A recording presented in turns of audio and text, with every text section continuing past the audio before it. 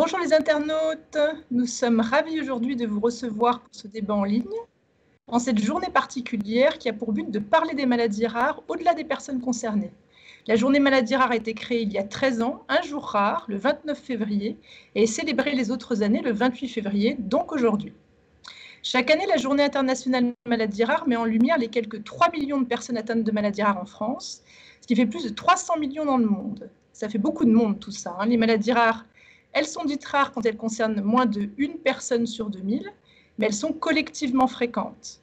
Cette campagne de sensibilisation mondiale est coordonnée par Eurordis, un organisme qui relie les associations maladies rares dans plus de 100 pays. Bon, pas trop de chiffres, parce que ce qu'on veut aujourd'hui, c'est vous parler humain. La filière de santé en dit rare que je représente s'occupe des maladies rares qui s'expriment souvent dès la petite enfance. Il peut y avoir des malformations et ou un retard intellectuel. Et ça fait 4 ans que nous organisons des événements pour parler des maladies rares en région, en général par le support de pièces de théâtre en partenariat avec le laboratoire Sanofi Genzyme. Le but est de pouvoir sensibiliser le public aux difficultés vécues par les patients atteints de maladies rares et leurs familles pour que leurs différences soient mieux acceptées. Et cette année, comme tout le monde, la filière s'est adaptée aux conditions sanitaires et la pièce de théâtre écrite par Alain Young de la compagnie Théâtre 3 a été adaptée en un court-métrage de 25 minutes que nous allons visionner avec vous. Il met en scène des adultes atteints de maladies rares, des jeunes adultes, avec plein d'espoir pour leur vie au-delà du handicap, qui leur fait néanmoins souvent des rappels.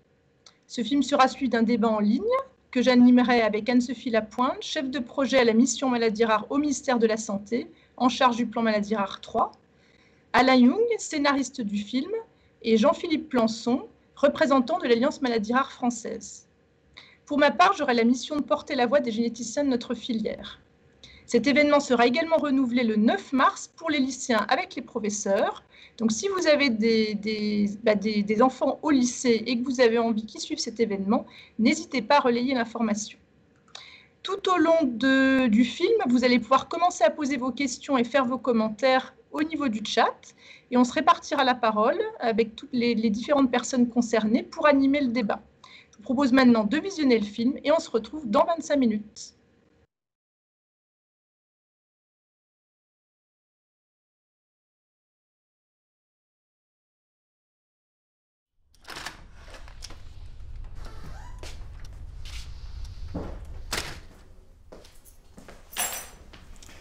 Bon, laisse-moi deviner.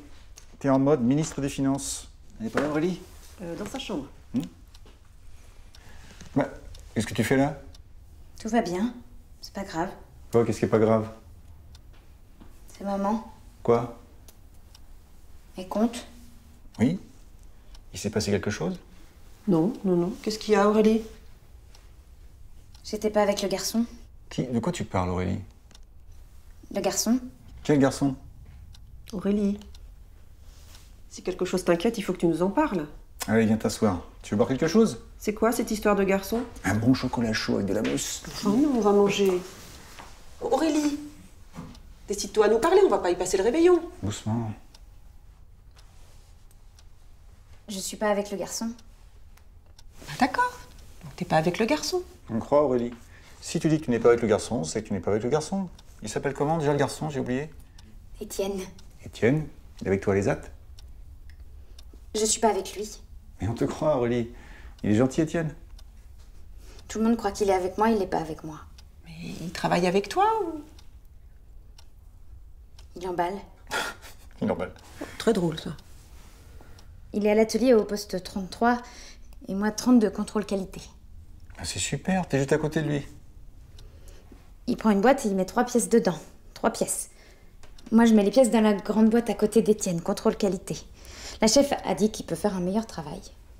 Plus difficile. Je sais pas lequel. Plus difficile.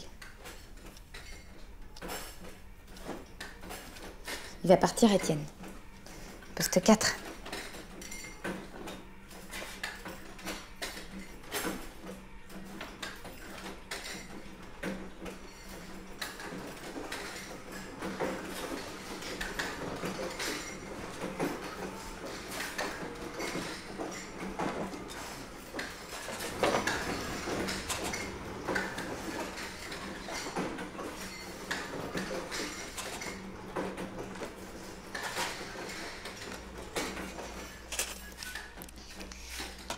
Mes parents sont d'accord. Ils sont d'accord. À part ça, qu'est-ce que tu dis, Aurélie? Je dis, ils sont d'accord. Pour que tu viennes à la maison, chez moi. Il y aura mes parents. Ils t'attendent vendredi. Faut faire attention. Il y a presque plus de pièces dans la boîte. Il n'y a pas assez pour faire 3 pièces. Il y en a 1, 2, il y en a 2, pas 3. Tiens. Tiens, voilà des pièces. Alors, t'es d'accord?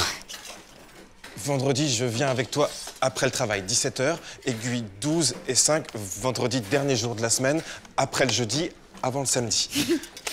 Super. Je suis contente. Vraiment contente. C'est pas grave. Il faut faire attention à la chef. Il doit pas manquer de pièces. Il faut tout ramasser avant qu'elle arrive. Faut se dépêcher. Ça va pas. Ça va pas, je sais plus quoi faire. Voilà, j'ai ramassé toutes les pièces, c'est pas grave. Il faut vite que tu reviennes à ta place. Vous trouvez que c'est une attitude pour travailler? Je travaille. Aurélie aussi. Qu'est-ce qui se passe? Aurélie, tu dis rien. Elle a rien fait. Elle travaille, elle s'occupe des pièces comme d'habitude. Il y a toujours assez de pièces pour en mettre 3 dans la boîte. Elle s'en occupe très bien. Bon, tu peux la laisser parler, s'il te plaît. Elle a rien à dire, elle a rien fait. C'est vous. C'est vous qui lui faites peur, c'est vous. Bon, ne me parle pas comme ça, Étienne. Et puis ça te regarde pas ce que j'ai à dire à Aurélie. Tu viens, Aurélie? On va aller dans la petite salle à côté, on sera plus à l'aise pour parler. Si t'enlèves Aurélie, alors moi j'arrête de travailler et je partirai pas. Le poste 33, c'est mon poste, c'est le mien à côté d'Aurélie. Bon. On en parlera tout à l'heure, à la pause. Continue à travailler. Je repasse dans 10 minutes pour voir si tout va bien.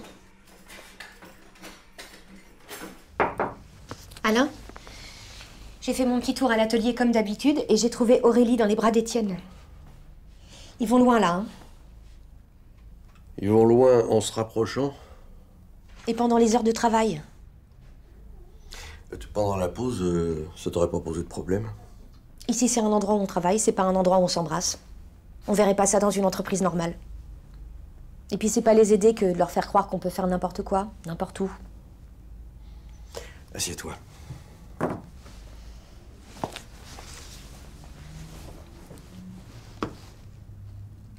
S'embrasser, c'est faire n'importe quoi, selon toi? Arrête un peu. C'est mon boulot de les aider à acquérir un comportement adapté au milieu professionnel.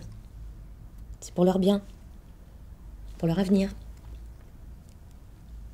Avant, il s'est passé un truc. Quelque chose a dû tomber. Il la tenait, elle disait rien. Et quand il m'a vue, il a bousculé Aurélie, l'air fautif.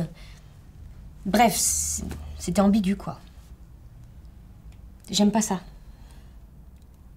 Ok. C'est dans 2 minutes la pause, alors? 1 minute 30. Bon, je vais les recevoir. Merci. J'aime pas l'idée qu'elle fréquente ce garçon. En plus, je vois très bien qui c'est. Ses parents l'ont placé en famille d'accueil quand il était tout petit. Non, je comprendrai jamais qu'on puisse laisser un gamin parce qu'il a un truc de travers. En tout cas, j'aime pas qu'elle soit mêlée à ça. Elle est juste triste d'être séparée d'un ami. Et puis, elle est en âge de fréquenter un garçon quand même. Non mais attends, une relation amoureuse, ça bouscule tellement de choses, t'as pas l'air de te rendre compte. Ah, y a l'éducation sexuelle, la vie de couple, hein. Et puis surtout la contraception. Elle peut quand même pas avoir d'enfant. Mais on sait même pas ce qui se passe avec ce garçon. Ça se trouve, c'est juste un copain, un collègue. Ça se trouve, elle se fait un film. Mais ils sont encadrés là-bas. Oui.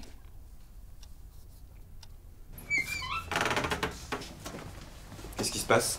Rien de grave, Étienne. Assieds-toi, Aurélie, reste pas là.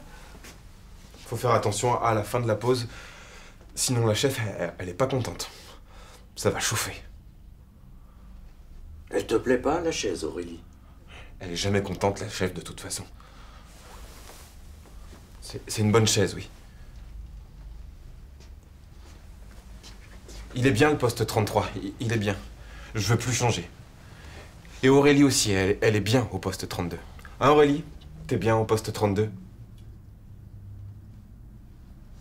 Elle est bien. Et moi aussi. Je veux plus changer. Qui t'a proposé de changer de poste? C'est la chef qui décide. Nous, on n'a rien à dire. Elle décide et on se tait. C'est ce que je dis. On se tait. Mais il me semble que tu étais d'accord lorsque Muriel t'en avait parlé, non? Je sais, elle s'appelle Muriel, la chef. Arrête de faire l'andouille, Étienne. Dis-moi pourquoi t'as changé d'avis. J'ai pas changé d'avis, j'ai pas changé. J'ai toujours le même avis, toujours le même. Tu avais dit que tu étais d'accord pour changer. J'avais dit que j'étais d'accord pour changer, c'est vrai. Oui, mais là, tu viens de me dire que tu veux rester. Il faut que j'explique, sinon on va rien comprendre. Étienne ne sait pas expliquer. Il est comme la chef. Il décide, il a décidé de partir, alors il partira. Même s'il dit le contraire, il embrouille tout pour pas que je sache. Qu'est-ce qu'il ne veut pas que tu saches? Faut faire attention. Les aiguilles arrivent sur le 3 et le 6, et le 6 c'est 30. Et 30 c'est la fin de la pause. Faut faire attention. Il est content de partir. Il est content de quitter le poste 33. Il dit le contraire, mais je sais qu'il est content. Très content. Dis-moi, Étienne, c'est vrai ce que vient de dire Aurélie? Tu es content de quitter ton poste? C'est la chef qui décide. Elle dit que je peux mieux faire. Que je mérite un meilleur poste. Que j'ai les capacités de mieux faire. Elle a dit capacité, comme je le dis maintenant. J'ai retenu le mot. Il est content de me quitter. Je suis pas content. T'as dit oui à la chef. Avec un sourire. Un sourire qui dit 2 fois oui. Il dit pas oui, mon sourire, il dit que j'ai les capacités, c'est ça qu'il dit, il dit pas autre chose. Tu vas me quitter avec un sourire qui dit tes capacités? Moi, je m'en fiche de tes capacités. Je m'en fiche. Je veux que tu partes. Loin. Comme ça, je verrai plus ton sourire. Faut faire attention, c'est la fin de la pause.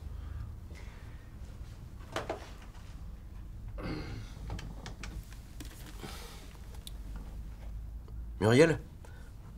Oui, ça se passe bien. Mais on va prendre un peu plus de temps. Oui, après la pause.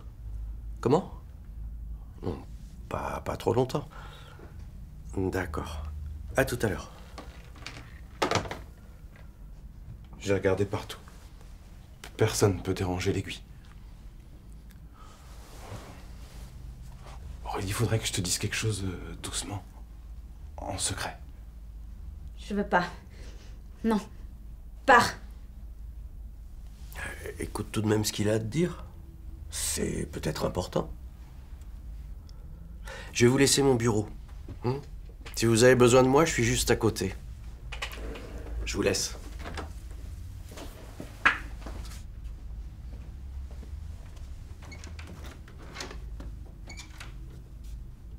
La pause est finie depuis 9 minutes.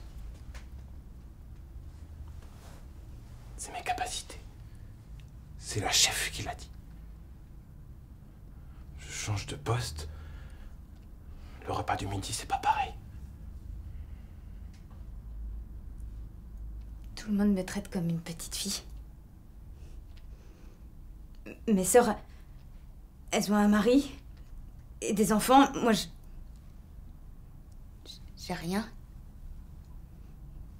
Mon père, le soir, en me couchant, il me taquine. Je lui dis, papa, je suis plus une enfant. J'ai pas envie de jouer. T'es pas une enfant, non? Pourtant, tu me traites comme une enfant.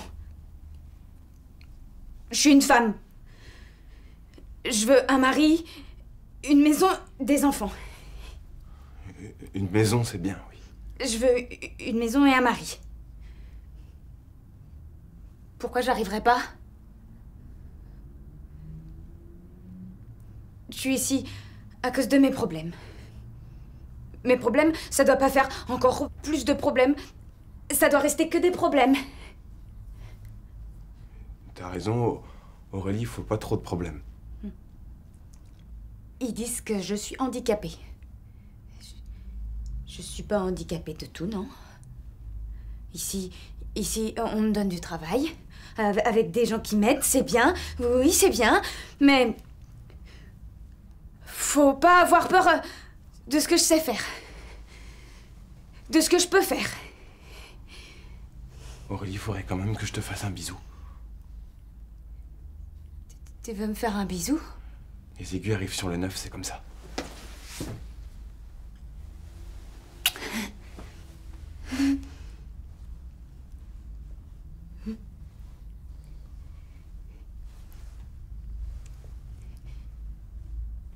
J'aimerais être avec toi, Étienne. Je suis avec toi, Aurélie.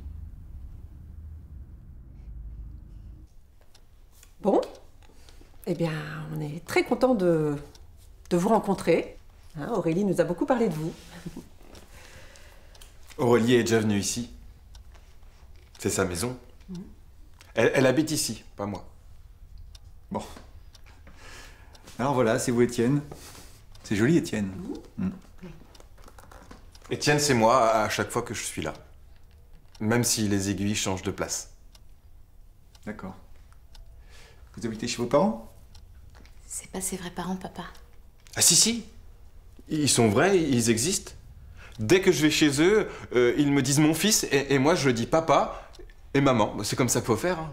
Faut pas d'histoire. Il a raison.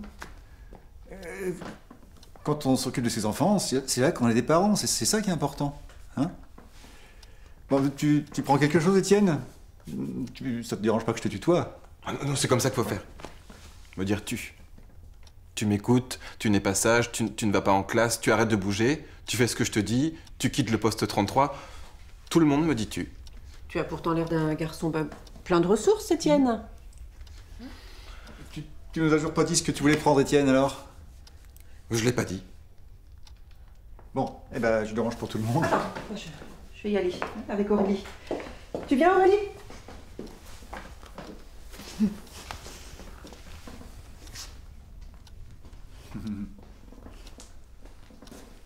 Il est bien, Étienne. Il est très gentil. Il est gentil. Je l'aime bien, votre fille. Non, J'ai dit à la chef de la laisser tranquille. c'est mon copain. C'est quoi un copain? Je vois que tu t'occupes bien d'Aurélie. Tu la vois en dehors de l'atelier? Le midi. Étienne, il m'aime et moi... Les copains se moquent de moi, je regarde pas trop Aurélie. Pourquoi il se moque de toi? Non, ils se moquent pas, non. Ils savent mieux que moi. Je comprends pas, Étienne. Qu'est-ce qui savent mieux que toi? À l'atelier, il faut respecter. Au café, à l'atelier, il faut travailler. On discute, mais on peut jamais parler avec toi de toute façon.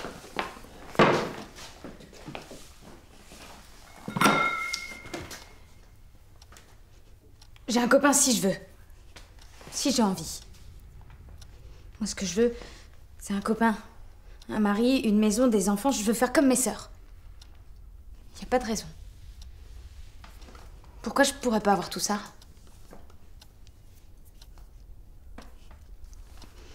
Étienne est d'accord pour être avec moi. Personne touche au gâteau, c'est pas très avantageux. Oui, excuse-moi, Étienne, serre-toi, je t'en prie. Et toi, Étienne, qu'est-ce que tu penses de tout ça, hein? Étienne ne sait pas bien répondre aux questions qu'on lui pose pas. Des fois, il fait le contraire. C'est vraiment un phénomène, Étienne.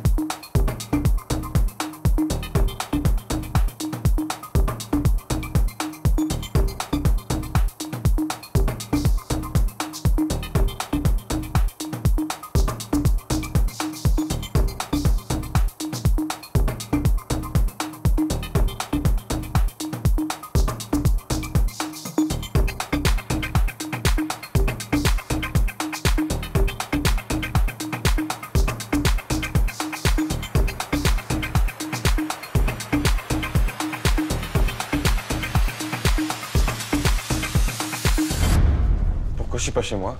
Tu peux pas dormir chez toi ce soir. Je dors chez moi ce soir. Non, ce soir c'est différent. Non, mes parents m'attendent, faut que je rentre. C'est comme ça qu'il faut faire, faut pas d'histoire. C'est ta maman qui nous a appelés pour nous demander de t'héberger au foyer ce soir. Non, non, mon papa va venir me chercher, il va être fâché si je rentre pas. Ah, vous êtes là, parfait. Bonsoir Étienne, bonsoir Muriel. Bonsoir. Bon, je vais voir Étienne tout seul pour commencer. Non, non, faut rien commencer, faut que je rentre chez moi. Monsieur Barrault va tout expliquer. Je m'occupe d'Aurélie, hein, on se voit tout à l'heure. Allez, viens.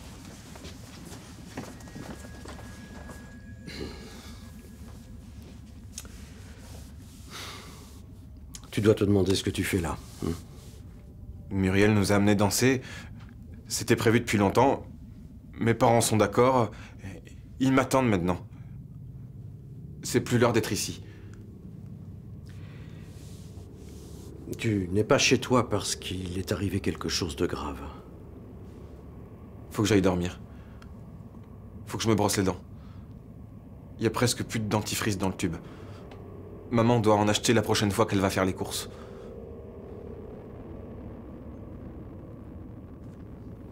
Ton papa vient de mourir, Étienne.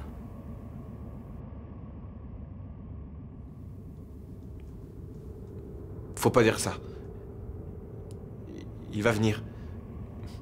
Maman nous attend. C'est arrivé dans la soirée, il a eu une crise cardiaque. Son cœur s'est arrêté. Il s'est arrêté de battre.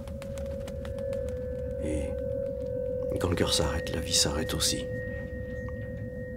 Ton papa n'est plus en vie, il est mort. Voilà. Maman m'attend, voilà. Ta maman est à l'hôpital en ce moment, elle accompagne ton papa. Elle nous a demandé de t'héberger jusqu'à ce qu'elle revienne. Il y a un logement d'urgence au foyer pour les imprévus, ce genre de choses. Ce genre de choses.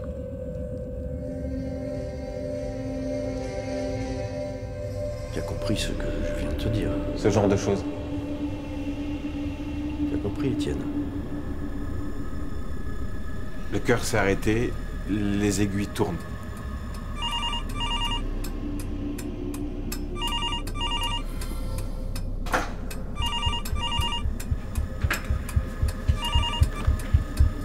Allô? Oui, bonsoir, madame. Oh, oui, je suis avec votre fils en ce moment, oui. Oui, je lui ai dit. D'accord, je vais vous le passer. D'accord, à tout de suite. C'est ta maman qui voudrait te parler. Maman, faut que t'achètes du dentifrice. Il y en a plus dans le tube. Avec les rayures bleues. Oui? Oui, ça va aller. Non, il y aura toujours quelqu'un. Dès que vous pourrez, ne vous inquiétez pas. Au revoir, bon courage. Au revoir. Ça va aller. Ah, Muriel, tu veux bien aller chercher Aurélie, s'il te plaît? Oui, j'y vais. Merci. Aurélie va venir nous rejoindre, tu veux bien? Elle sait pour ton papa, hein? Tu pourras rester un moment avec elle si tu veux. Étienne? Étienne? Je suis triste pour ton papa. Muriel m'a dit. Bon, on va vous laisser un moment. Ça ira? Oui, ça ira. Pourquoi ça irait pas? Étienne, tu vas dormir au foyer? Tu vas voir, c'est bien le foyer. Je connais ceux qui y vont, ils sont contents et ils disent que c'est très bien. Tu vas bien dormir? Tiens, je te laisse mon foulard. Dedans, il y a un peu de moi.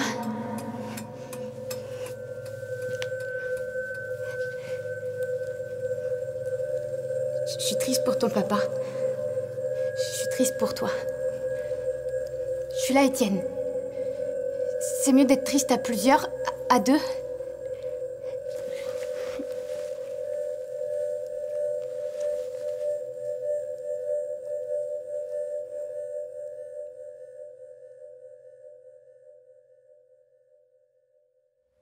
Ici, j'ai pas la serviette avec le rond. Il y a écrit Étienne sur le rond. J'ai pas la serviette ni le rond en bois. C'est papa qui l'a acheté au magasin pendant les vacances à Chambéry. Il a dit, comme ça, Étienne, tu tu retrouveras ta serviette. Il a payé. Maman était à côté et elle a pris la photo de papa, du rond de serviette et de moi. J'ai mis la photo dans l'album, dans ma chambre, dans le tiroir. Au foyer, il n'y a rien qui est là. J'ai pas la photo, j'ai pas l'album, j'ai pas la serviette avec le rond en bois, j'ai pas le tiroir. Quand papa s'est occupé du tiroir, il a dit « Faut pas toucher tout de suite. Faut que ça sèche. » Le vernis est devenu sec et j'ai touché, ça collait pas. Il avait raison, il savait, papa. Maman a découpé un bout de tapisserie et elle l'a collé au fond du tiroir. Un petit bout de tapisserie avec des fleurs. Toutes jaunes, les fleurs. Faut dire que c'est dommage. C'est dommage de mettre l'album dans le tiroir, on voit plus les fleurs. Elles sont là, quand même.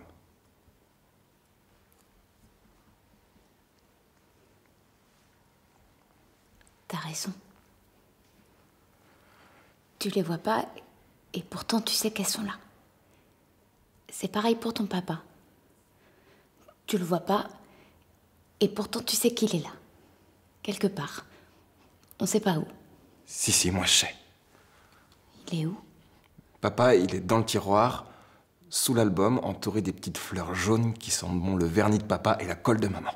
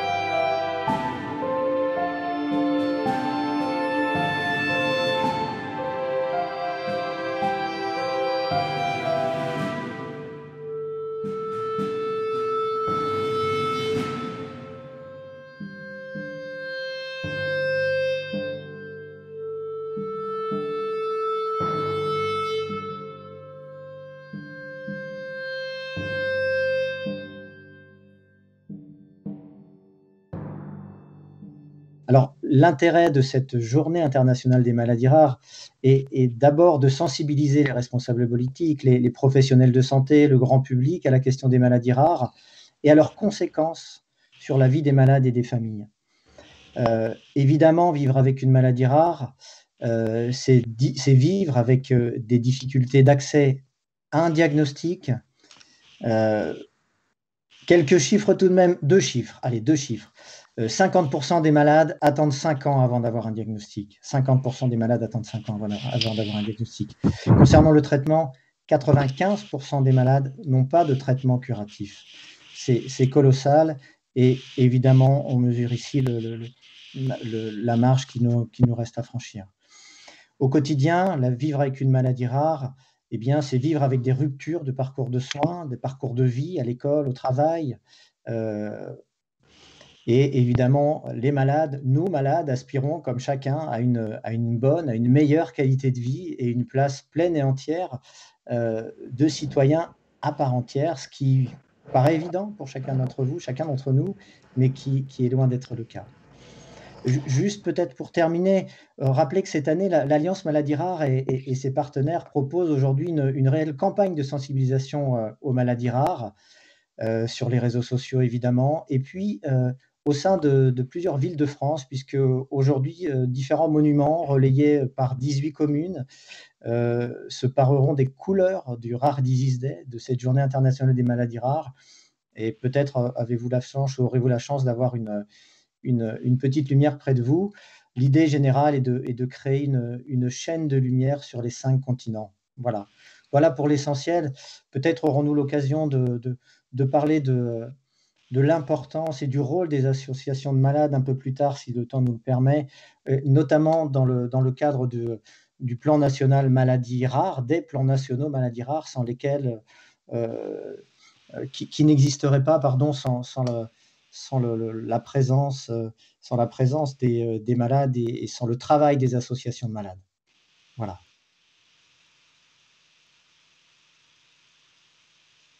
Alors, du coup, maintenant, je vais donner la parole à Anne-Sophie Lapointe. Donc, tu vas pouvoir présenter tes fonctions à la DGOS et puis nous parler aussi un petit peu de votre lutte auprès de nous pour les maladies. Oui. Donc, je suis ravie de partager cet après-midi avec vous. Jean-Philippe me permet de faire une transition. Donc, je suis chef de projet à la mission Maladies Rares. La mission Maladies Rares est là pour coordonner les 55 actions du plan national Maladies Rares 3 qui a été lancé il y a un peu plus de 2 ans et qui porte vraiment la parole des patients. Il faut savoir que nos plans nationaux maladies rares, qui sont là depuis 2005, ont été initiés, portés par les associations de patients. Donc c'est pour ça que ce que Jean-Philippe rappelait, c'est qu'on ne peut avoir des plans de santé publique pour répondre aux besoins que les maladies rares ont et que les malades ont pour pouvoir améliorer leur parcours de diagnostic, accéder à des traitements. On ne peut y arriver que si on est coordonné. Et je dirais que nos plans maladies rares, qui ont été portés par les associations de malades, ont été d'abord pour orienter les personnes vers les bons centres pour pouvoir aller voir les spécialistes qui connaissaient leur maladie. C'était important. Ensuite, il fallait pouvoir coordonner. Donc, on a depuis des filières de santé maladies rares et Laurence Fèvre coordonne la filière de santé maladies rares en DIRAR. Donc, c'était important de coordonner. Et je dirais que maintenant, à l'ère du 3e plan maladies rares, on est dans le partage. Alors, on sait qu'on doit partager les données, mais en fait, c'est aussi du partage d'expérience. Et le film que nous avons vu, c'est toute l'importance aussi de ce partage d'expérience, de cette pédagogie, de cette importance de prendre l'opinion et l'avis de la personne malade, de construire son parcours avec elle, ce qu'elle souhaite.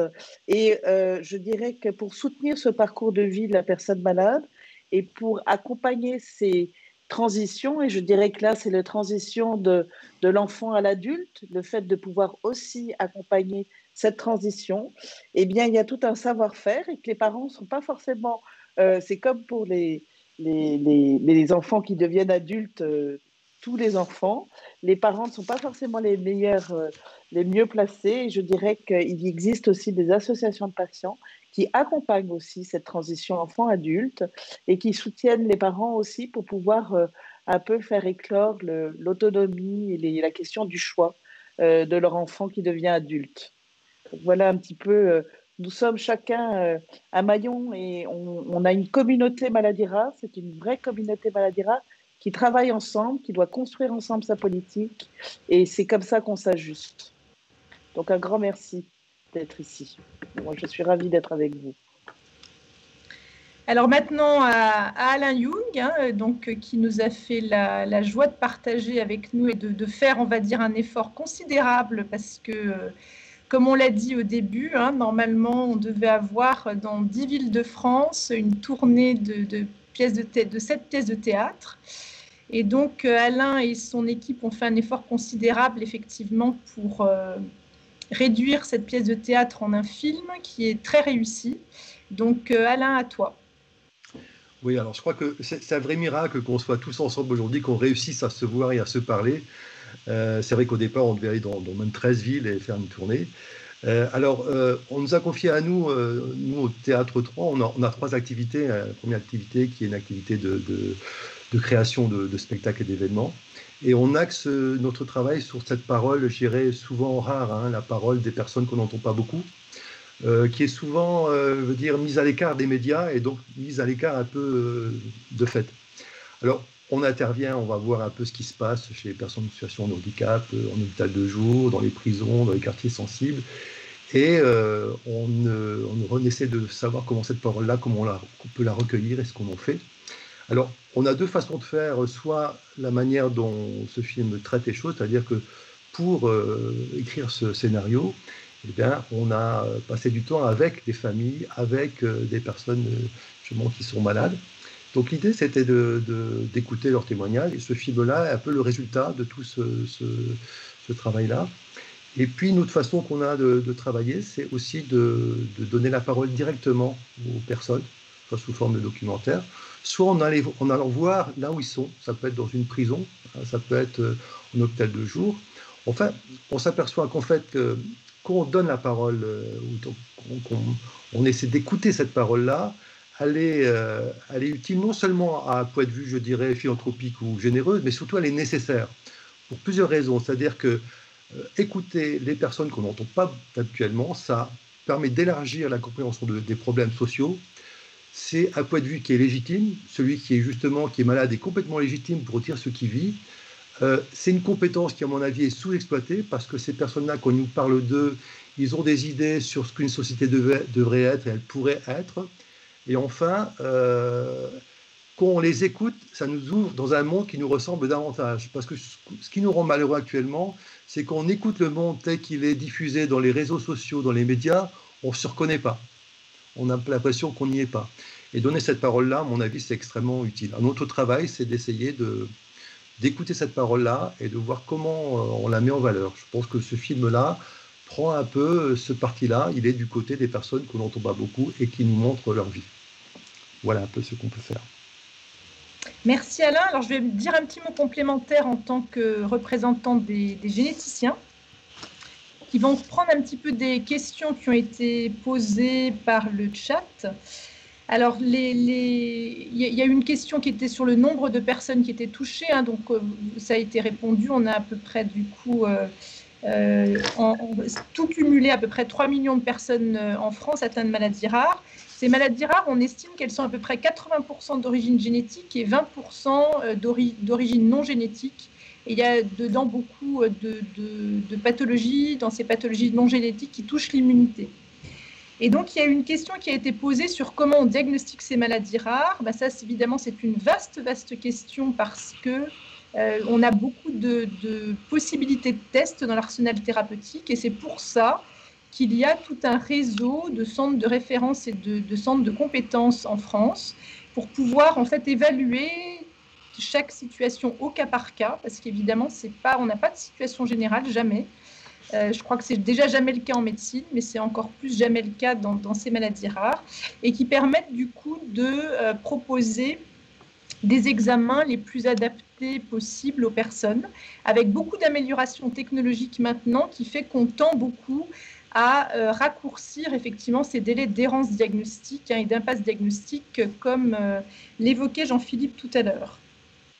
Alors, cette question qui a été abordée dans le film, la question du passage à l'âge adulte, c'est vraiment quelque chose qui nous touche beaucoup dans nos pratiques. C'est vrai qu'on commence on a dit qu'on était surtout sur des pathologies dans notre filière qui touchent le jeune enfant, mais c'est vrai que ces jeunes enfants vont devenir des adultes, certes des adultes avec un handicap, mais qui ont plein d'aspirations. Et moi, j'ai vraiment beaucoup aimé ce film qui est extrêmement juste dans ce qu'il montre de l'évolution en fait de la vie de ces jeunes qui sont effectivement toujours proches de leur entourage, mais qui aspirent aussi en vie à autre chose et qui se mettent aussi à pouvoir construire des choses également avec l'appui d'autres personnes. Donc là-dessus, vraiment, merci Alain de ce regard. Il y a une question, Alain, qui a été posée dans le chat, donc dont je vais te laisser répondre à cette question, qui était de savoir effectivement si ces comédiens étaient des personnes atteintes de handicap ou pas. Merci de ta réponse. Bah, écoutez, c'est une question qui nous rassure, parce que non, les comédiens sont des comédiens qui n'ont pas de handicap, mais qui ont fait un gros travail de comédien, c'est-à-dire qu'ils se sont appropriés les personnages. Mais le côté, je dirais, peut-être juste de ces personnages, c'est que le scénario étant vraiment basé sur des récits, sur des personnes qui existent, qui sont là, les comédiens se sont emparés et je dirais, ont travaillé leur façon de parler, leur façon de bouger. Donc, c'est un travail d'acteur, mais notre souci, c'était d'être assez réaliste pour être assez proche de ce qu'ils peuvent vivre, mais non plus, pas être dans la caricature non plus. Je pense que c'est réussi, mais c'est surtout basé grâce à ces témoignages qu'on a reçus, hein, qui, à mon avis, légitiment complètement ce que les comédiens ont pu faire, je pense. Alors, même si, a priori, on va pouvoir voir la fin en replay ou peut-être à la fin, est-ce que néanmoins, Alain, tu veux nous dire ce qui se passe dans ces dernières 2 minutes qui ont été peut-être importantes pour les personnes qui nous ont suivis? Donc, je crois que le film va être revu dans son intégralité. Je crois la fin, c'est ça, hein, qui est prévu, je crois. La fin, ceux qui ont vu le film, c'est vrai qu'on a un personnage, Étienne, qui a en effet une mauvaise nouvelle. Il apprend le décès de son père. Et on voit bien que les institutions, les psychologues, les professionnels essaient de faire des choses, mais c'est la relation, c'est-à-dire la relation entre Étienne et Aurélie, ces deux personnes-là qui réussissent à s'en sortir. Donc, faisons aussi confiance aux capacités émotionnelles et humaines de chaque individu. Il y a une compétence technique, psychologique de professionnels, mais je dirais, toutes les qualités et l'intelligence humaine des personnes fait des choses incroyables. Et je pense que ce film-là montre ça à la fin. On voit, c'est Aurélie qui arrive à dire des choses à Étienne, et Étienne évolue et bouge grâce à ça. Donc, faisons confiance à cette intelligence-là, j'ai envie de dire. Merci. Il y a une question qui est arrivée qui est vraiment intéressante, qui est le point commun qu'il peut y avoir entre les personnes atteintes de maladies rares. Et c'est vrai que c'est une très bonne question parce que ces maladies rares, elles sont particulièrement extrêmement diverses. Et ce qui fait que sur le principe, si on parle de la pathologie en elle-même, on a une diversité absolument colossale entre les maladies rares qui vont débuter pendant la grossesse, pendant l'enfance, parfois à l'âge adulte, parfois à un âge beaucoup plus âgé. Des maladies rares qui vont atteindre un organe ou plusieurs organes, des maladies rares qui vont atteindre l'intellect et pas d'autres, des maladies rares qui vont être évolutives au fur et à mesure de la vie. Donc, particulièrement, ces maladies rares sont extrêmement différentes.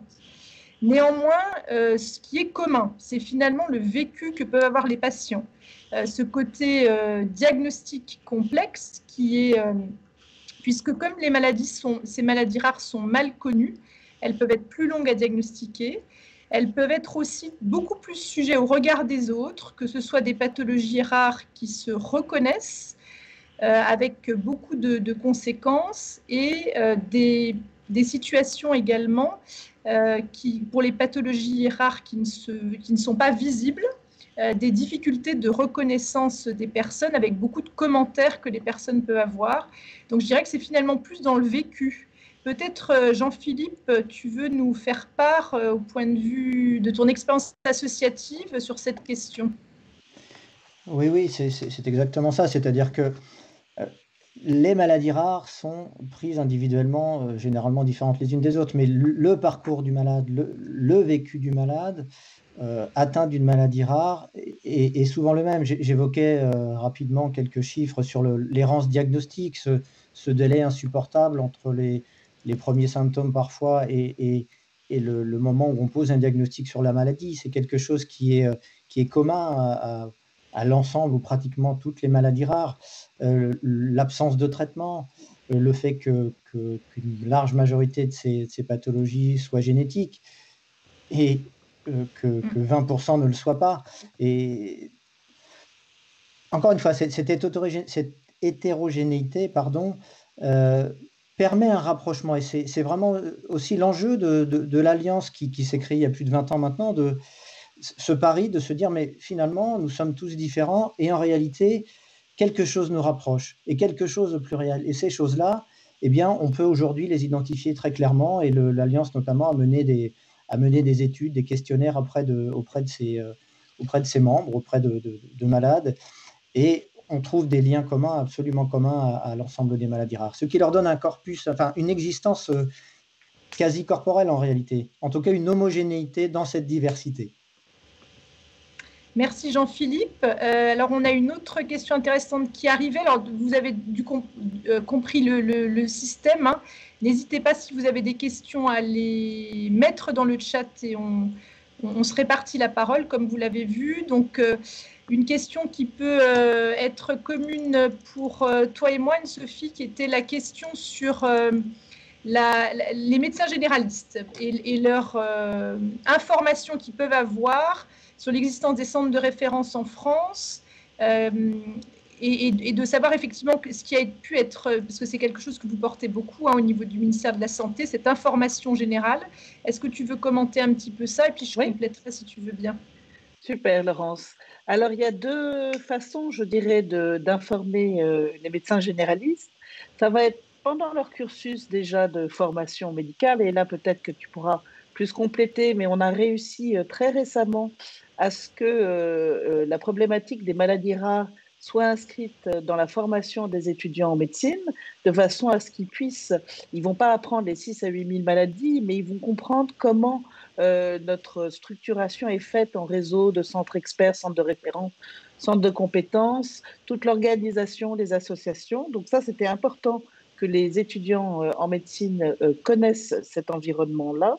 Et puis, il y a également tout un travail qui se fait en ce moment avec l'Alliance Maladies Rares et avec les filières de santé maladies rares aussi, avec les médecins généralistes pour pouvoir transmettre ce que l'Alliance appelle la pédagogie du doute. C'est-à-dire qu'il y arrive un moment où la personne arrive avec des symptômes et finalement le médecin généraliste ne sait pas, ce qui est tout à fait légitime. Ce sont des maladies très rares, très complexes.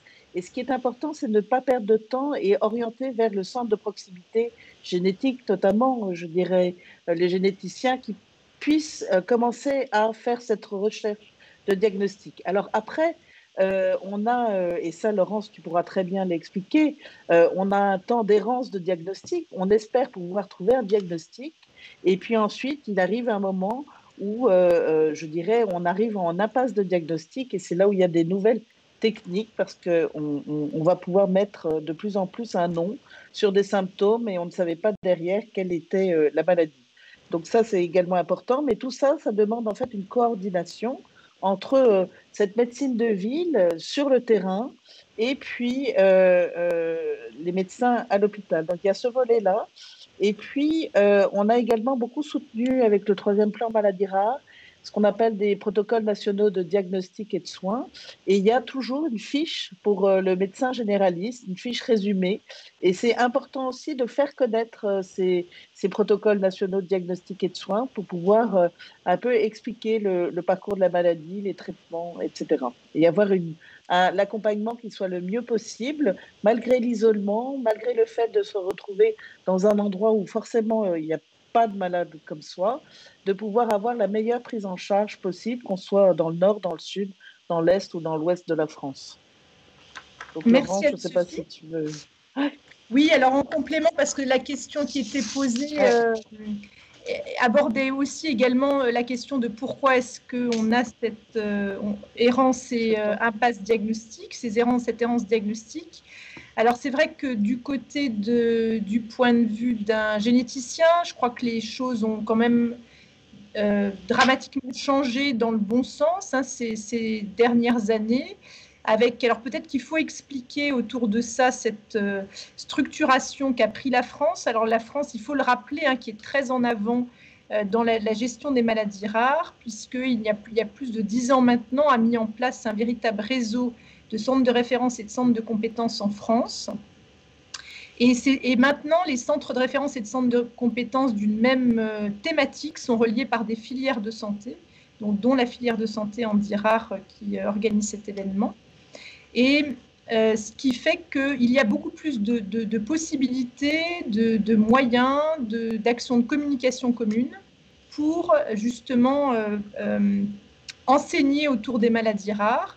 Et ce qui fait que les maladies rares, le regard est quand même au niveau des hôpitaux et au niveau du public de façon générale, a beaucoup changé. Dans les hôpitaux, avant, les équipes de génétique étaient des équipes toutes petites qui étaient pour nos directions, on va dire, des équipes qui travaillaient sur des pathologies vraiment très exceptionnelles. Et maintenant, la place des maladies rares ne pose absolument plus question. Les équipes de génétique sont vraiment, ont leur place dans les établissements, les personnes savent les contacter, les réseaux sont bien identifiés. Et les technologies sont aussi là à côté. Donc en fait, l'errance diagnostique est en train vraiment de diminuer beaucoup, avec en plus ce plan maladie rare 3 qui avait pour vraiment l'ambition principale, c'est un pass diagnostic qui était vraiment au centre du plan, avec un diagnostic pour tous. Et là-dessus, on voit des changements énormes, tant dans la structuration que dans l'accès à des nouvelles technologies. Donc ça, je ne sais pas, Jean-Philippe, c'est quelque chose que vous ressentez, vous, au niveau associatif. Est-ce que tu peux nous dire ton point de vue là-dessus ? Merci. Oui, je crois que c'est globalement vrai. Je crois que les choses, c'est certain, les choses s'améliorent. Hein. La mise en œuvre des filières de santé maladies rares ont réellement et sont en train de révolutionner la prise en charge des malades atteints de pathologies rares. J'en veux pour exemple, en ces temps de Covid-19, les filières, ou quasiment l'ensemble des filières, ont su prioriser les populations, notamment pour l'accès aux vaccins. C'est vraiment une reconnaissance pour la communauté des maladies rares. Le fait que nous ayons aujourd'hui plus de 350 centres de référence, plus de 2000 centres de compétences, que les plateformes d'expertise maladies rares se développent un peu partout en France, c'est aussi un signe que la place des maladies rares est en train de changer. Pour autant, beaucoup reste à faire, évidemment, pour que les malades soient parfaitement à la fois diagnostiqués, traités et accompagnés. Mais il serait faux de dire que les choses n'évoluent pas, c'est une évidence. On ne vous entend pas, Laurence. Laurence a coupé son micro. Laurence, vous avez votre micro coupé, je crois. Pardon, du coup. Excusez-moi, j'avais coupé mon micro par erreur.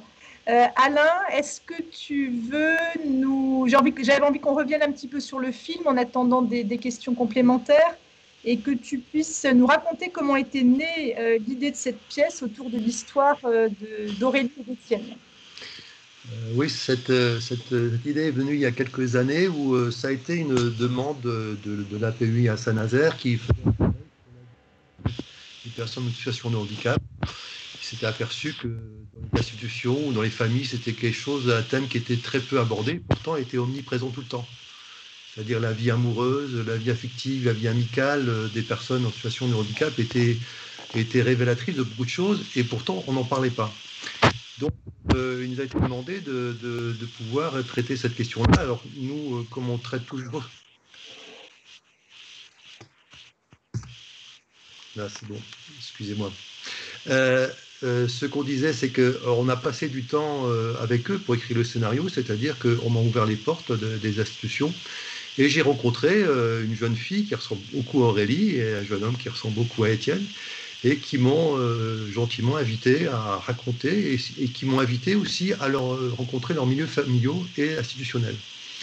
Et c'est comme ça, c'était extrêmement, je dirais, assez émouvant de passer du temps avec eux. Et puis ils ont une manière de me raconter leur vie de manière très sincère, très honnête. Et puis on en a écrit une pièce de théâtre basée sur cette question-là. Donc cette pièce a existé, a tourné dans la région pendant quelques temps. Et puis, justement, ce film existe à travers cette pièce-là parce que Étienne et Aurélie existent et c'est eux qui m'ont un peu raconté cette histoire-là que vous avez pu voir par rapport à ça. Donc oui, à mon avis, c'est une fiction qui raconte la réalité.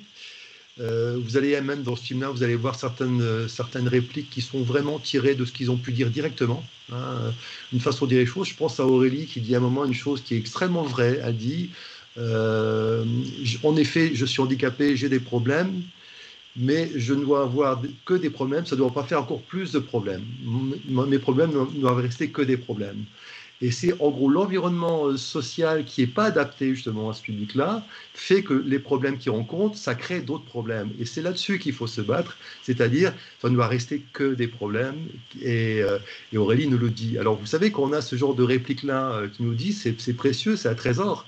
Et notre travail à nous, c'est de dire comment on peut mettre ça en valeur, cette parole-là, et qui nous interpelle de notre société à nous, et nous regarde, nous, fonctionner, parce qu'il parlait de nous. Ce qu'on était, les gens dits valides, et ils nous disaient beaucoup de choses sur nous, et on apprend aussi ce qu'on peut être et comment on les regarde. Donc c'est vraiment un travail d'immersion qui ont été absolument passionnant avec Aurélie et Étienne.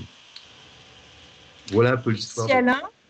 Et puis il est aussi vraiment important effectivement d'aborder cette thématique, parce que c'est vrai que parfois on peut se dire que la période où les malades sont des enfants peuvent des fois poser moins de questions que la période où ils vont effectivement devenir adultes. Et c'est vrai que des expériences de consultation, hein, les parents nous relatent beaucoup cette difficulté. Et je pense que ce film qui montre beaucoup le regard des personnes elles-mêmes, des personnes en situation de handicap elles-mêmes, tout en nous montrant du coup les difficultés ou acceptations pouvaient avoir les parents autour de ça, le fait qu'effectivement ils trouvent aussi du soutien très fort. Hein, on voit toujours des personnes remarquables hein, dans les instituts qui prennent en charge les personnes en situation de handicap. Donc je pense que c'est vraiment un chouette film pour montrer tout ça. Oui, Laurent, c'est important parce que c'est vrai qu'il y a les professionnels, les bénévoles, tous ces gens qui gravitent autour, ils font un boulot formidable. Ça, il faut vraiment le dire. Hein. On le dit. Et puis les parents font. À un moment, la maman dit quelque chose, dit mais elle peut quand même pas avoir des enfants quand même. Hein. C'est la question des enfants des fois, et c'est pas dit du tout en étant méchant, mais c'est-à-dire que la question de l'enfant, ça veut dire c'est l'accès à l'âge adulte, à l'âge d'être parent. Est-ce que ceux que je considère moi comme encore mes enfants, parce qu'ils seraient fragiles, ils seraient malades, est-ce que dans ma tête, ils grandissent aussi dans ma tête en tant que parent? C'est un peu la question que se pose. Et si vous n'avez pas vu, vous verrez à la fin du film, on a mis en incrustation ce qu'est devenu Aurélie et ce qu'est devenu Étienne. Donc je vous invite à voir le film et vous verrez que finalement Aurélie, qui est quelqu'un qui a beaucoup d'énergie, hein, qui revendique le fait d'être une femme et qu'elle veut exister aussi en tant que personne, vous verrez qu'elle a réussi à mettre en œuvre son projet de vie, Aurélie, avec cette intelligence, cette force qu'elle peut avoir. Cette question de la transition vers l'âge adulte, hein, elle a été beaucoup aussi impulsée par le ministère de la Santé. Beaucoup impulsé par les associations de patients également, hein, de façon concomitante, et je pense que ça a fait ça a mis en place beaucoup de nouvelles initiatives au sein des centres de référence, au sein des filières de santé, parce que c'est un petit peu notre but, effectivement, de mettre en œuvre hein, ce qui nous est demandé par nos institutions et ce qui est attendu par les familles. Donc, je ne sais pas si Anne-Sophie ou Jean-Philippe, vous voulez l'un après l'autre parler un petit peu de cette transition et ce passage à la vie adulte et pourquoi c'est important au niveau de ce que vous portez. Alors, Jean-Philippe, est-ce que tu m'autorises Avec grand plaisir. Avec grand plaisir. En fait, Laurent, ce qu'on a pu voir depuis le premier plan Maladie rare, je dirais il y a 15 ans, c'est qu'on a quand même une prise en charge des personnes vivant avec une maladie rare qui s'est énormément améliorée et qui fait que beaucoup d'enfants qui avant aussi décédés avant d'être adultes deviennent des adultes. Et donc, il y a plusieurs sujets à mener de front. Et tout à l'heure, tu as parlé de la formation. Il y a une question sur la formation. Je crois qu'il y a beaucoup de médecins d'adultes aussi qui doivent être formés à suivre, à accompagner, à écouter aussi ces nouveaux patients qui arrivent à l'âge adulte. Donc ça, il y a aussi, grâce au progrès de la médecine, nos enfants qui avant décédaient deviennent des adultes et on doit les accompagner sur ce chemin. Donc il faut aussi former les professionnels. Et du côté du ministère, nous, ce qu'on peut faire et ce que l'on a fait, c'est qu'on a accompagné avec des programmes d'éducation thérapeutique du patient, des programmes pour pouvoir articuler cette transition enfant-adulte et pouvoir donner un peu les clés de cette nouvelle vie et de ce passage. Mais c'est également des clés aussi, je dirais, indirectement pour les parents, parce qu'il y a une forme aussi de lâcher prise en tant que parent, de voir son enfant qui devient adulte et d'écouter aussi ce qu'il souhaite. Donc je crois que ces programmes d'éducation thérapeutique du patient sont absolument essentiels. Et puis je dirais que dans les enjeux encore importants pour les années qui viennent, on parle de ces moments de rupture, de ces moments de l'annonce du diagnostic à la transition enfant-adulte. Et je pense que le vieillissement aussi de la personne en situation de handicap est aussi un enjeu très important dans les prochaines années, parce que ce n'est pas la même chose que le vieillissement d'une personne qui sera en maison de retraite. Et donc, comment on va inventer aussi de nouveaux lieux, peut-être, pour ces personnes. Oui, merci Anne-Sophie, c'est tout à fait ça. C'est-à-dire qu'aujourd'hui, les enfants qui mourraient, beaucoup d'enfants qui mourraient très précocement, vivent plus longtemps, parviennent à l'âge adulte. Et l'enjeu aujourd'hui est de les accompagner pour aller plus loin, en pensant aux parents, en pensant aux aidants qui eux-mêmes vieillissent, qui se posent des questions. Comment institutionnaliser mon enfant qui devient adulte? Qui va s'en occuper après moi? Ce sont des enjeux qui sont majeurs. Et effectivement, les centres de référence et les filières de santé maladies rares se sont pour l'essentiel saisis de cette question et de nombreuses commissions ad hoc ont été mises en place sur cette question de la transition enfant-adulte, qui est une question difficile, qui est une question sociétale en réalité, parce que le vieillissement, tu le disais bien, Anne-Sophie, est un véritable enjeu. Et vieillir handicapé, c'est éminemment complexe si on n'a pas pensé cela de manière inclusive, de manière globale. Et l'enjeu réside ici. Sur la question de l'éducation thérapeutique, c'est une question qui est passionnante parce que les malades sont au cœur du système de cette éducation thérapeutique du patient, de cette ETP pour les initiés. Tout reste à créer en réalité dans le domaine des maladies rares en ce qui concerne l'éducation thérapeutique du patient. C'est complexe et je crois qu'on peut... Enfin, moi, je peux te remercier sur vraiment le travail que tu as fourni au sein de la DGOS sur la mise à disposition des moyens pour les filières de santé d'aider à la création de cette éducation thérapeutique du patient. Les malades, les associations de malades sont très mobilisées, l'Alliance est extrêmement mobilisée sur cette question, bien évidemment, et les patients doivent être au cœur de l'éducation thérapeutique du patient. Ce qui paraît aller de soi, mais qui, pour certains professionnels de santé, ne va pas toujours de soi. C'est-à-dire que les professionnels de santé sont formés, on en parlait rapidement tout à l'heure, sont formés de manière académique, à rencontrer des patients tout au long de leur cursus, bien évidemment.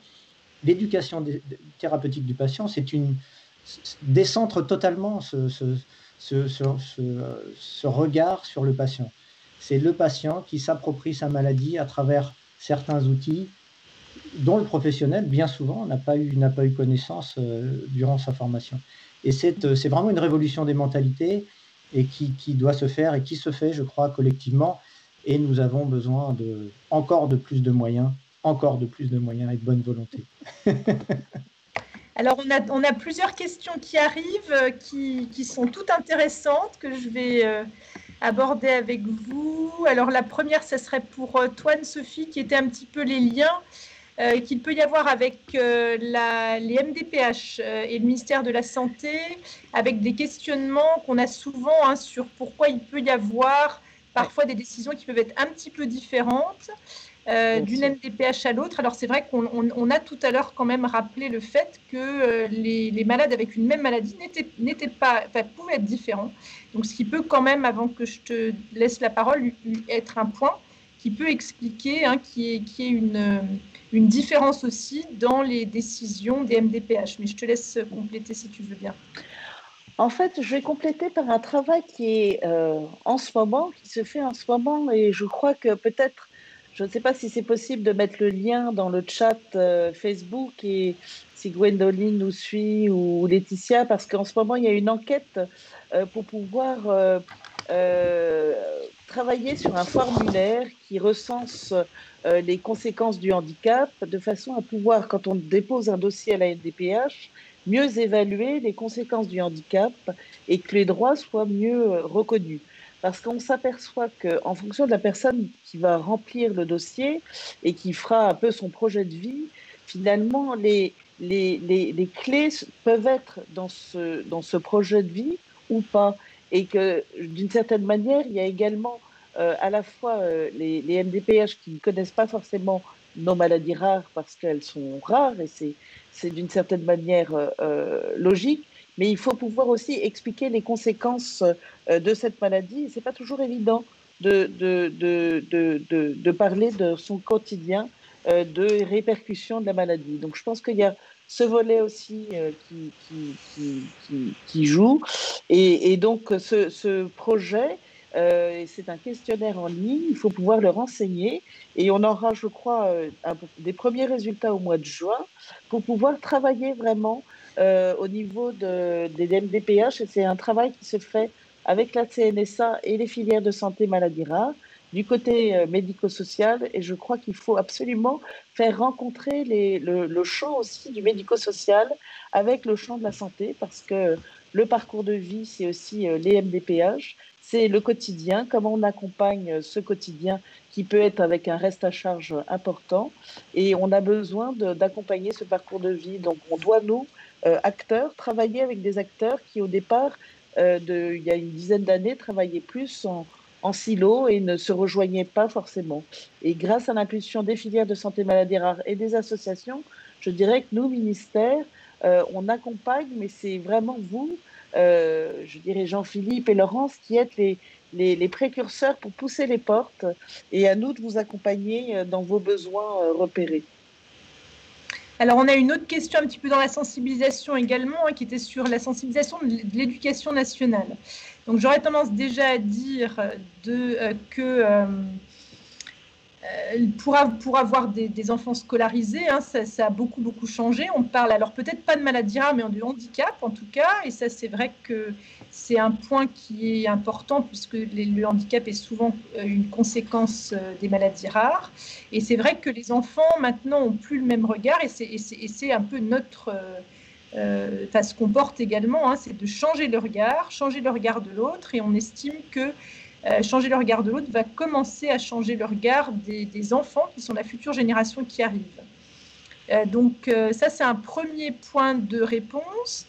L'autre point, c'est qu'on essaye effectivement depuis plusieurs années, dans les journées maladies rares comme ça, de faire des actions qui vont aller sensibiliser l'éducation nationale. Donc on a pu, suivant les projets que l'on portait, faire des actions au niveau des collégiens, des lycéens, voire des plus jeunes. Et peut-être que Jean-Philippe, étant donné que là, tu es là en représentant des maladies rares, mais tu es aussi enseignant dans ta vie. Peut-être veux-tu compléter parce que tu auras le regard côté éducation nationale. Oui, alors là, je sors de ma casquette Alliance Maladies Rares, mais oui, je suis pas obligé. Non, c'est une question difficile, parce que la prise en compte du handicap par l'éducation nationale aujourd'hui, je crois qu'elle est, alors évidemment insuffisante, mais elle est réelle. La difficulté, et comme dans la vraie vie, elle est liée à la formation des personnels aujourd'hui, à la capacité que peut avoir l'institution à mettre à disposition des personnels formés. Vraiment, cela évolue là aussi, parce que vous avez aujourd'hui des personnels qui sont dédiés à l'accompagnement d'enfants atteints de handicap. Ce qui manque de mon point de vue aujourd'hui cruellement, c'est une formation pointue de ces personnels et un statut de ces personnels, qui sont des assistants de vie scolaire, enfin, qui sont des assistants pour les élèves atteints de handicap, des AESH, je crois, est l'acronyme consacré, mais qui n'ont qu'un statut trop précaire de mon point de vue. C'est un début, le ministère doit aller plus loin, conserver en tête, et Alain le disait bien à travers son film, il le montre parfaitement, c'est conserver en tête cette vision inclusive des choses. Par exemple, dans l'établissement dans lequel j'enseignais précédemment, eh bien, un enfant qui arrivait en fauteuil roulant ne pouvait pas accéder à l'étage supérieur pour aller en cours, nous n'avions pas d'ascenseur, ce n'était pas possible. Évidemment, il a fallu se conformer rapidement à cet impératif pour cet enfant, mais jusqu'au moment où l'ascenseur a été mis en place, eh bien, c'est toute la classe qui descendait, et tous les professeurs qui descendaient pour faire le cours. Donc, beaucoup reste à faire, notamment au sein de l'éducation nationale, à commencer par... Et de liens, pardon, reste aussi à tisser, parce que un professeur, lorsqu'il est formé à l'IUFM, mais aujourd'hui à l'ESEN et autrefois à l'école normale, n'est pas formé au handicap, ou très peu, et n'est pas formé encore moins à la maladie rare et au handicap rare.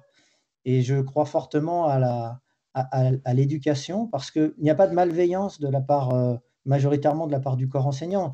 Il y a souvent l'envie de bien faire et la peur de mal faire. Et l'envie d'être accompagné pour cela, vraiment. Merci Jean-Philippe. On a des questions qui abordent, que je vais peut-être traiter ensemble, qui abordent la question de la différence maladie rare par rapport à maladie orpheline. Alors, il y a beaucoup de chevauchements, mais pas complètement. On a souvent parlé de maladie orpheline quand on avait un manque de recherche, et en particulier sur le plan thérapeutique. Et donc, qui entraîne, mais peut-être tu voulais commenter cette différence du coup, Anne-Sophie? Oui, en fait, c'est un abus de langage, je dirais. On a en 99 eu un règlement pour le médicament orphelin, et on a basculé de médicament orphelin à maladie orpheline. Mais en fait, la réalité, c'est que une maladie peut être fréquente, mais orpheline de traitement, et ce n'est pas une maladie rare. Donc, c'est vrai que la maladie rare, et d'ailleurs le nom de la journée internationale, c'est bien la journée internationale des maladies rares, est beaucoup plus explicite pour pouvoir expliquer les petites catégories de personnes, le fait qu'il y ait un seuil de moins d'une personne sur 2000 en population générale. Donc, c'est ce seuil-là qui va être pris en compte. Mais la maladie orpheline, en fait, c'est vraiment orpheline de traitement, et ça vient même plus loin de 1983, et le premier règlement, ça c'était le Orphan Drug Act aux États-Unis, et c'était donner les conditions pour pouvoir avoir une recherche thérapeutique sur des traitements pour très peu de population, et de façon à pouvoir accompagner les industriels et qu'ils soient incités à avoir une politique pour des traitements dans le champ des maladies rares. Donc voilà un peu la distinction. Donc on parle de maladies rares et de traitements orphelins. Ok, merci Anne-Sophie pour le complément. Et donc on va traiter plus deux questions en une, parce que l'heure tourne, donc on n'aura plus le temps de prendre d'autres questions après ça. La question supplémentaire était deux questions supplémentaires qui étaient sur la recherche et la thérapie génique. Donc, on va pouvoir répondre en deux en une. Donc, comment est-ce qu'on fait comment travaillent les chercheurs dans le milieu des maladies rares? Alors, c'est extrêmement vaste, parce que il y a des recherches dans plein de domaines. Ça peut être des recherches cliniques sur mieux décrire des pathologies, ça peut être des recherches plus fondamentales qui vont se passer au laboratoire pour comprendre pourquoi cette pathologie, ça va être des recherches ciblées sur la thérapeutique qui vont être également en laboratoire, mais qui peuvent être aussi dans le champ des essais thérapeutiques.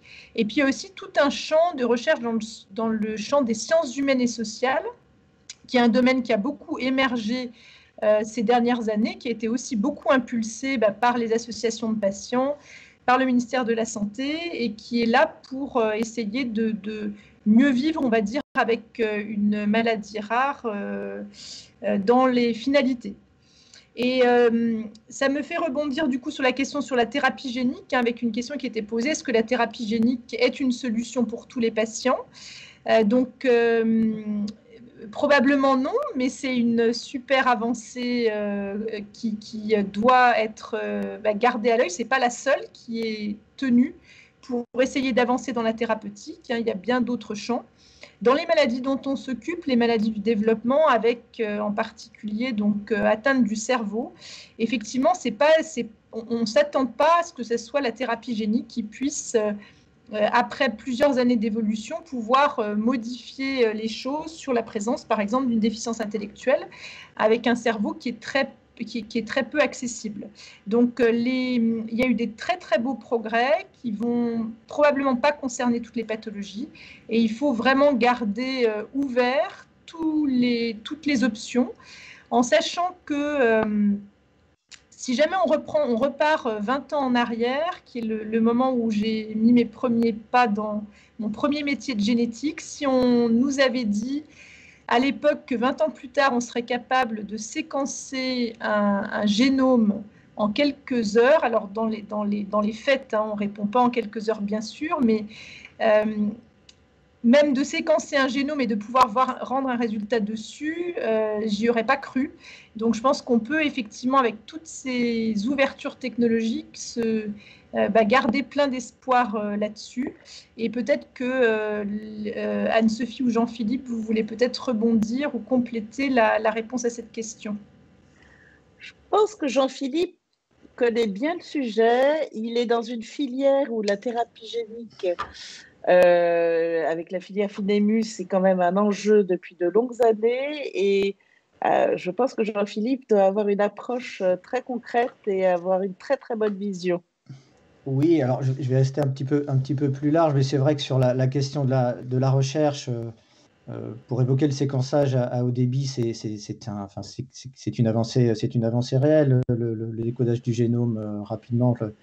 Alors, souhaitons que le plan France Génomique 2025 permette d'aller un peu plus loin, puisque vous le savez, 60 000 génomes devraient être identifiés, enfin en tout cas séquencés d'ici 2025. Pour les patients, c'est un enjeu majeur. C'est un enjeu majeur, mais effectivement, sur l'intelligence artificielle, sur les biothérapies, qu'elles soient cellulaires, géniques, tous les patients attendent aujourd'hui des traitements personnalisés. Effectivement, merci Anne-Sophie, certains patients aujourd'hui, souvent de très jeunes patients, commencent à bénéficier de ces thérapies géniques qui arrivent sur le marché.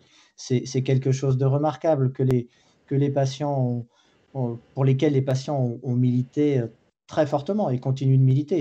Sans ce militantisme acharné des associations de patients, nous n'en serions probablement pas là.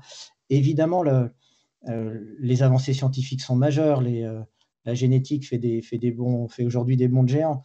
Et pour terminer sur une question un peu plus large sur la recherche française, là, il y a une véritable attente en termes d'investissement. Alors, je ne peux pas parler d'argent ni enfoncer des portes ouvertes, mais la recherche reste le nœud de la solution à ces mots-là. C'est qu'aujourd'hui, la France doit investir davantage sur cette question de la recherche fondamentale et des thérapies géniques en particulier. C'est bien évident. Voilà, là encore, pas de poncif, mais la France est un magnifique pays. Je suis particulièrement fier d'être français, mais sur certaines questions, je crois qu'on peut encore aller beaucoup plus loin. Je ne parlerai pas du dépistage néonatal pour lequel nous sommes très, très, très, très, très en retard aujourd'hui, mais qui est, de mon point de vue, le pendant à la question de la recherche. Et en même temps, les choses avancent pas à pas, avec une mobilisation de tous les acteurs dont tu es, bien entendu, Anne-Sophie. C'est évident. Et bien sûr, Laurence, enfin, voilà, toute cette communauté est largement mobilisée. C'est ça, c'est toute la communauté. Alors, on va pouvoir voir les toutes dernières minutes du film Juste, Laurent, tout bien. juste un petit point. Oui. Oui. Je trouve qu'avant de finir, quand on parle de la recherche, il faut aussi, je voulais absolument qu'on dise que la France quand même est leader dans le sens où on porte un projet européen, le JPRD, European Joint Programme pour les maladies rares, que c'est l'INSERM qui est le leader avec beaucoup de pays en Europe, et c'est un peu un plan maladies rares de la recherche. Donc on espère beaucoup, beaucoup de cette dynamique. Les associations de patients sont impliquées dedans, les filières, et toi Laurence, tu es dedans. Et je crois que, et ça fait partie d'un de nos axes du plan maladies rares, avec nos collègues de l'INSERM et du MESRI, et je crois qu'il faut vraiment soutenir au maximum aussi cette recherche européenne, et qu'on ne peut pas parler de recherche dans les maladies rares si on ne va pas au-delà des frontières. C'est quelque chose qui est fondamental. Voilà. Juste une petite chose avant qu'on repasse le film bientôt, c'est ce que Aurélie dit et qu'elle nous dit à nous. Elle dit, qui est plein d'espoir, elle dit: je ne suis pas handicapée de tout, il ne faut pas avoir peur de ce que je peux faire. Et je crois que Aurélie nous donne beaucoup, beaucoup d'énergie et beaucoup d'espoir pour elle, mais aussi pour tout le monde. Ouais. Très bien. Donc avant, en fait, on va pouvoir effectivement voir la fin du film. Donc le temps que ça soit mis en place, ça, on peut encore en fait répondre à une nouvelle question. On a une question intéressante qui est sur la Banque nationale de données maladies rares, à savoir du coup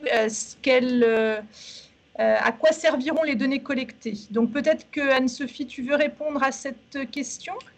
Bien sûr, bien sûr. Alors, qui dit maladie rare dit rareté de l'information aussi sur la maladie, ce que l'on appelle histoire naturelle de la maladie, et que très souvent, les maladies rares peuvent être au sein d'une même maladie aussi avoir une expression différente.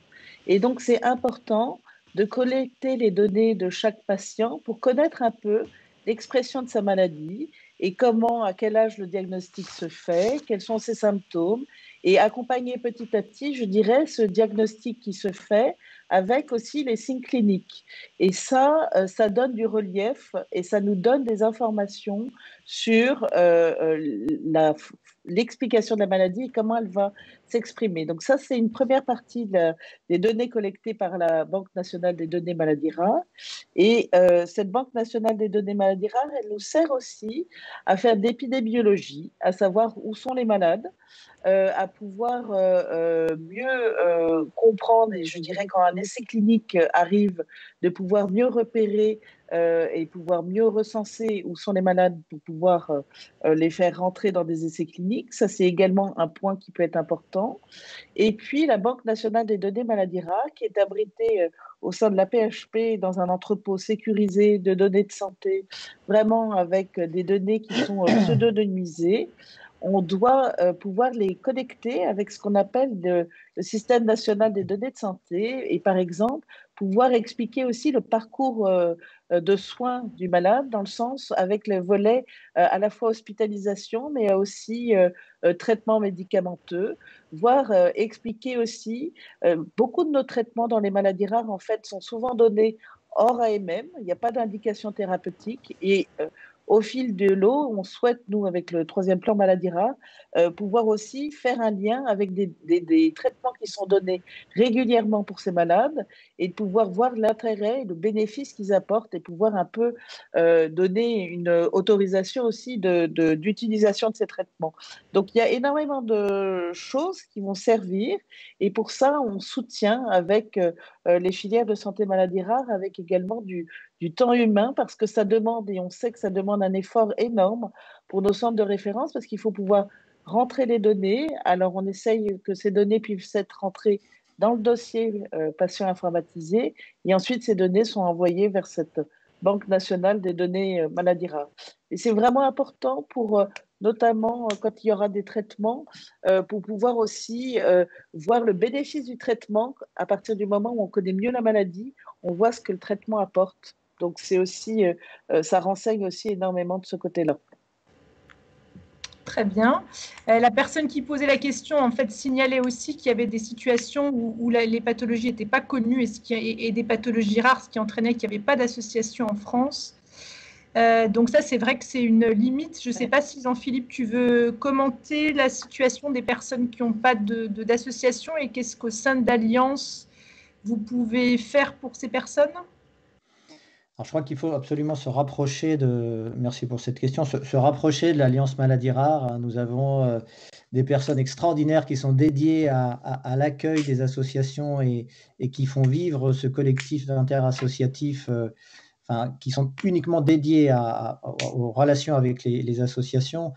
Vous avez, n'oublions pas, une entité qui est extraordinaire, qui s'appelle Maladies Rares Infoservice, qu'il ne faut pas sous-estimer, qui est parfois injustement méconnue. Vous avez notamment des médecins qui travaillent, des personnes qui répondent au téléphone, qui sont extrêmement pointues et compétentes sur la question des maladies rares, qui pourront accompagner ces patients qui se sentent un peu seuls.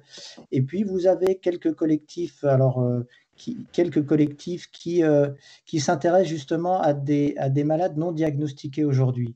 Et puis, peut-être, est-ce une manière de s'interroger sur l'opportunité de créer une association de malades avec l'aide de l'Alliance qui a mis en place et qui continue chaque année de proposer des outils au service des associations, justement pour bien comprendre dans quel environnement elles évoluent. Nous l'avons vu cet après-midi, quand on n'est pas habitué, les filières de santé maladies rares, les centres de compétences, les centres de référence, les PNDS, le TP, tout ça, sont des acronymes qui sont extrêmement complexes lorsqu'on ne les appréhende pas de manière simplifiée. Et l'Alliance fait ce travail extraordinaire de démocratisation, si je puis dire, de l'ensemble des acteurs et de ce que peuvent attendre les malades et les associations de malades. Donc, il n'y a pas de réponse facile à cette question, si ce n'est que de rappeler, de dire que les patients ne sont pas seuls, et s'il n'y a pas d'association française, peut-être est-il intéressant également d'aller sur le site d'Orphanet, qui est une Bible, d'aller voir si vous n'avez pas une association francophone qui n'est pas très loin, qui pourrait aussi vous accompagner sur ce chemin-là. Mais en tout cas, vous rapprocher de l'Alliance est certainement une excellente opportunité, et de Maladies Rares Infoservice qui vous orientera de manière parfaitement efficace. Bon, du coup, Alain, j'aurais envie de te demander maintenant dans les choses que vous avez faites dans votre compagnie autour des maladies rares, du coup, est-ce qu'il y a eu d'autres projets? Est-ce qu'il y en aura d'autres? Tu as ton micro coupé, Alain. Ok, c'est bon là? Oui. On continue à travailler avec le service justement de génétique du CHU de Nantes, où on propose des formations pour les généticiens, les futurs généticiens, avec des consultations simulées. C'est-à-dire que des comédiens viennent incarner justement des publics. Alors, c'est des situations toujours très compliquées où il y a une annonce à faire, où il y a des fois des situations de couple très compliquées. Et ce qu'on se dit, mieux vaut que la première fois soit justement avec des comédiens qu'avec des vraies personnes. Et donc, on continue ce travail-là avec l'équipe du CHU Nantes. On parlait des professionnels, mais moi qui ne suis pas dans le milieu médical, je trouve qu'il y a vraiment des personnes, des professionnels, des soignants, des médecins qui sont à fond, qui travaillent vraiment et qui essaient de trouver des solutions tous les jours, qui accompagnent les patients. Donc, c'est vraiment un gros travail. Donc, on a ce travail-là qui continue avec eux, qui permet justement aux médecins de pouvoir s'aguerrir avec ces consultations. Et puis, on continue ce travail-là de mise d'écoute de ce public-là. Il y a ce film-là. On a fait un autre spectacle qui a été présenté il y a peu de temps dans le cadre des Journées internationales des maladies rares. Et on reste en contact avec ces personnes-là. Donc, on est toujours partant pour, que ces films-là soient diffusés et puissent donner l'occasion de débat avec des publics. Et deux, toujours partant pour pouvoir accompagner et aussi accompagner des personnes dans le cadre de capacité d'expression. Je suis passionné en tout cas. Merci Alain. On a aussi une question intéressante qui est arrivée, qui est comment, en tant que patient, on peut intégrer des projets en cours. Donc, plusieurs réponses à ça, mais je crois qu'avant tout, c'est le rôle en fait des centres de référence et de compétences dans lesquels vous pouvez être pris en charge, qui recoupe avec une autre question qui était de comment savoir un petit peu quelles étaient les solutions pour les patients. Donc, on va dire que logiquement, vous êtes dans une ville, vous êtes pris en charge par votre CHU de proximité avec une maladie rare. Et puis, il peut, s'il n'y a pas de centre de compétences ou de référence spécialisée dans ce CHU et qu'il y a besoin d'un recours, peut solliciter effectivement les centres de référence et de compétences qui, eux, ont normalement toutes les connaissances des projets en cours qu'il peut y avoir sur une pathologie et du coup vous permettre d'y participer. Il y a la possibilité aussi d'être informé via les associations de patients, qui très souvent font le relais dans leurs différentes façons de communiquer, qui peuvent être des newsletters, des bulletins, etc. et qui en général parlent de tous ces projets. Également sur le site des filières de santé. Peut-être Jean-Philippe ou Anne-Sophie, ou les deux, vous voulez peut-être compléter ce point. Vas-y Jean-Philippe. Oui, merci.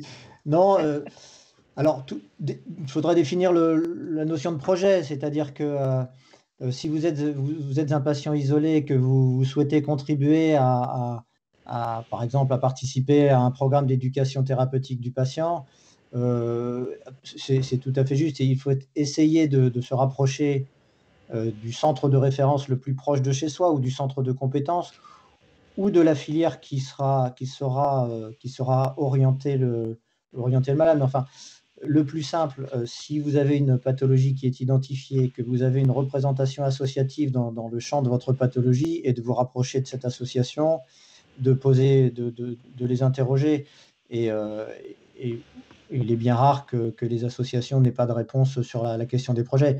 Si on parle d'essais thérapeutiques, il sera plus intéressant probablement d'essayer d'avoir une réponse médicale en première ligne, mais les associations de patients sont souvent elles aussi très au fait de ce qui se fait dans leur champ pathologique. Et puis peut-être juste notons une initiative qui est actuellement en Nouvelle-Aquitaine, qui est menée par l'Alliance Maladies Rares, qui est celle de la création des compagnons maladies rares. Ce sont des personnes qui ont pour vocation d'accompagner les malades atteints de pathologies rares et de les accompagner dans leur parcours de soins. Donc, elles sont à même de pouvoir vous orienter de manière précise et efficace. Alors, je vais juste compléter Jean-Philippe. Je crois qu'il y a quelque chose que Jean-Philippe, en tant que membre du bureau de l'Alliance Maladies Rares, il y a quelque chose d'important, c'est que l'Alliance Maladies Rares est en région. Je crois que c'est un atout aussi. Donc, près de chez vous, vous avez une antenne et sur le site de l'Alliance Maladies Rares, vous pouvez voir vos délégués régionaux. Je crois que c'est important aussi de se rapprocher d'eux. Et puis, le troisième plan Maladies Rares a financé des plateforme d'expertise maladies rares. Il y en a déjà 10 et il va y en avoir 10 autres qui vont arriver. Donc, près de chez vous, il y aura aussi, on a dédié à ces plateformes d'expertise maladies rares un financement spécifique pour la formation des patients experts et notamment quelque chose que j'ai à cœur avec Jean-Philippe, l'éducation thérapeutique du patient. Donc, ça demande une formation. Une formation, ça a un coût. Et ces plateformes d'expertise maladies rares, elles ont reçu un financement pour pouvoir accompagner des patients qui le souhaiteraient se former à l'éducation thérapeutique du patient, de façon à ce qu'il y ait des professionnels et des patients experts professionnels formés à l'ETP en proximité et qu'il n'y ait pas besoin de faire 500 km pour aller à une formation à Paris ou je ne sais où, qu'il puisse y avoir près de chez vous une formation également à l'éducation thérapeutique du patient. Et ça, c'est quelque chose qui est vraiment très enthousiasmant et dynamisant. C'est vraiment très utile. Donc voilà, je complète. Oui, merci pour cette précision indispensable. Et nous attendons tous des plateformes d'expertise maladies rares beaucoup. La régionalisation, c'est effectivement une nécessité. Et puis, si vous êtes un patient qui souhaite intégrer des projets si vous souhaitez aller au-delà de vous-même, vous trouverez de toute façon toujours une place au sein d'un collectif qui a plus que jamais besoin de bras, de bonne volonté, de matière grise pour avancer. Ça, c'est clair. Merci à tous. Bon, du coup, là, il est temps pour nous de finir ce débat. Je tiens à remercier toutes les personnes qui nous ont suivis et qui nous suivront, parce qu'on sait qu'il y aura beaucoup de rediffusions, surtout en une belle journée comme celle-là. Remercier aussi tous ceux qui ont fait que ce film ait pu être rendu possible, et donc je sais qu'Alain transmettra tout ça à toutes les personnes qui ont participé. Remercier aussi, donc évidemment, toutes les personnes qui ont animé le débat avec moi, et puis remercier aussi Sanofi Genzyme qui nous accompagne depuis 4 ans dans cette aventure Maladies rares.